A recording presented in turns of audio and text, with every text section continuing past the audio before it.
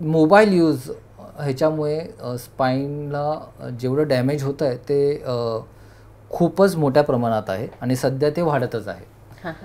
तर मोबाईलमध्ये abnormal हेडचं position असणं हे सगळ्यात जास्त हानिकारक आहे. कसं असतं ते एक झालं. आणि दुसरं ड्युरेशन आहे. ठीक आहे.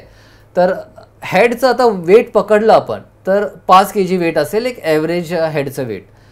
तर जेवढे आपण हेड बेंड करू, ठीक आहे, सपोज हे 0 डिग्री आहे आणि त्यानंतर 15 डिग्री जेवढं बेंड करत राहू तेवढं मल्टिप्लाय होतं वजन त्या जॉईंट्सवरती पडणं, ज्याला आपण लिव्हर आर्म इफेक्ट म्हणतो.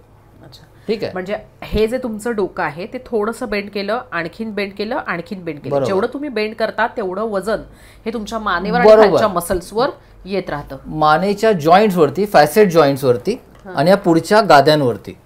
ठीक आहे. फॅसेट जॉईंटचं अनलोडिंग होतं, थोडं ते स्ट्रेच होली जाते ते जॉईंटची कॅप्सूल आणि ते मागे सपोर्ट करणारे लिगामेंट्स, आणि पुढच्या ज्या गाद्या आहेत त्याच्यावरचं लोड वाढतं जे नॉर्मल लोडपेक्षा. सपोज 5 kg आहे मी जसं सांगितलं, तर 15 डिग्रीवरती ते 10 kg होतं.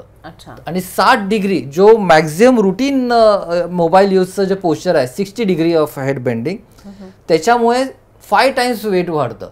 मग हे जे जॉईंट्स आहेत अतिशय लहान आहेत आणि एवढ्या लोड घेण्यासाठी ते बनलेले नाही आहेत. हे आपल्या फक्त नेकच्या मुवमेंटसाठी आहे. हे ॲबनॉर्मल जे लोड पडत आहे जॉईंट्सवरती आणि डिस्कवरती, ह्याने करून लवकर ते डॅमेज होतात आणि ते तिथे स्पॉन्डायलोसिस अर्ली साईन आहे, त्यामध्ये मान दुखते आणि नस चिमटल्याच्याही काही साईन्स येतात. तर ह्यामध्ये माझं रिकमेंडेशन आहे तुम्ही 0 to 30 डिग्री ह्या पोश्चरमध्येच तुम्ही मोबाईल यूज करा.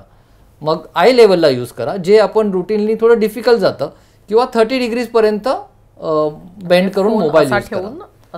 बरोबर बरोबर. हां, तुम्ही जवळ घेऊ शकता पण अँगल तुम्ही खूप जास्त बेंड करू नका.